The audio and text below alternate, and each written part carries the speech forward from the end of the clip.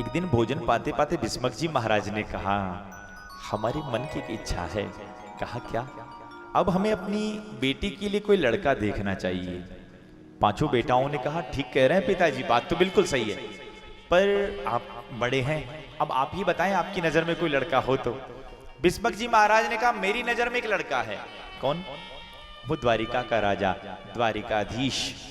अच्छा, द्वारिकाधीश? कहा हाँ, तो आप कृपा करो ना, द्वारिकाधीश बहुत अच्छे हैं, मुझे बहुत अच्छे भी लगते हैं, क्यों ना एक काम करें, उन्हीं द्वारिकाधीश के साथ अपनी इकलौती बेटी का विवाह कर दें। चार भाई तो प्रसन्न हो गए, पर बड़ा बेटा रुक्मी था, वो बिगड़ गया। उसने कहा, पिताजी वो उस छलिए के साथ, उस भगोड़े के साथ, जिसके ना माँ का पता है ना पिता का पता है, उसके साथ हम अपनी इकलौती बहन का विवाह करेंगे? ना पिताजी, बिल्कुल नहीं।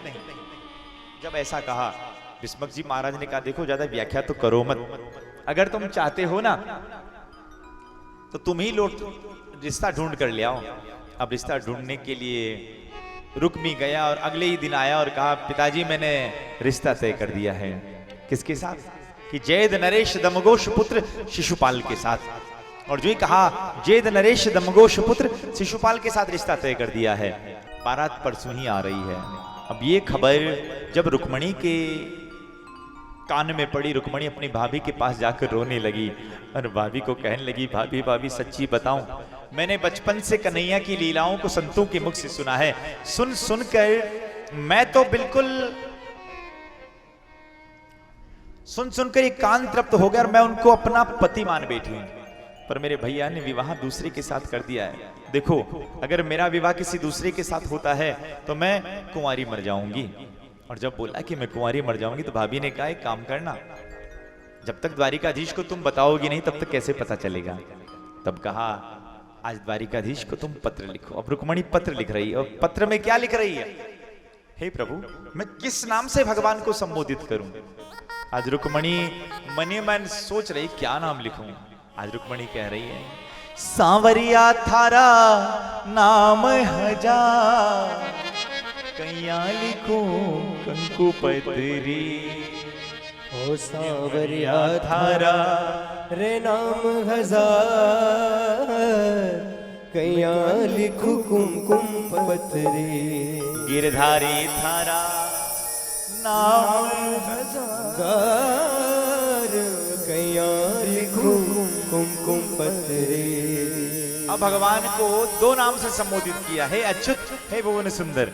और एक ब्राह्मण देवता को बुलाया और कहा कि ये खबर, ये खत ले जाकर द्वारिकाधीश को दे दो।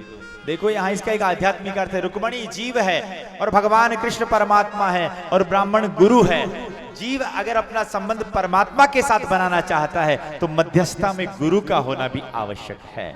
जीवन में गुरु होंगे तो निश्चित गोविंद की प्राप्ति होगी। आज रुक्मणी का वो पत्र लेकर ब्राह्मण देवता पहुंचे द्वारिकापुरी के भीतर।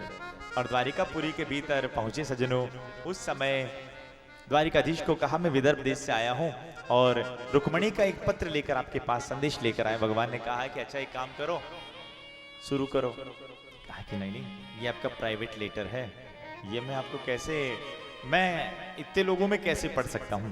प्रभु ये आपका अपना लेटर है। भगवान ने हंसकर कहा, देखो मैंने आज दिन तक मैंने ब्राह्मणों से अपनी कोई बात छुपाई नहीं, आप पढ़ो। अब रुक्मणी ने पत्र लिखा और इस पत्र की सबसे बड़ी विशेषता यह है, रुक्मणी स्वयं ही प्रश्न कर रही है और स्वयं ही उत्तर दे रही है। हे द्वारिकाधीश, आप सोच रहे होंगे, हे अच्युत, हे भुवन सुंदर, आप सोच रहे होंगे, ना जान ना पहचान मैं तेरा मेहमान। मैंने आपकी लीलाओं को संतों के मुख से सुना है, सुन सुनकर ये कान तो तृप्त हो गए, पर इन आंखों को आराम कब मिलेगा? हे द्वारिकाधीश, मैं बचपन से आपकी लीलाओं को सुन सुनकर मैं आपसे प्रेम कर बैठी हूं। इसलिए हे द्वारिकाधीश, आपसे एक निवेदन है, आप, मैं आपके लिए ब्राह्मण देवता के साथ एक संदेश भेज रही हूं कि हमारे भैया ने हमारा रिश्ता शिशुपाल के साथ तय कर दिया है। तो मैं निवेदन करूंगा कि रुक्मणी ने कहा कि प्रभु, अगर भैया ने रिश्ता तय कर दिया है और अगर मेरा विवाह शिशुपाल के साथ हो गया तो हे द्वारिकाधीश, शेर का भाग कोई सियार लेकर चला जाएगा, इसलिए आप आ जाना और मुझे ले जाना।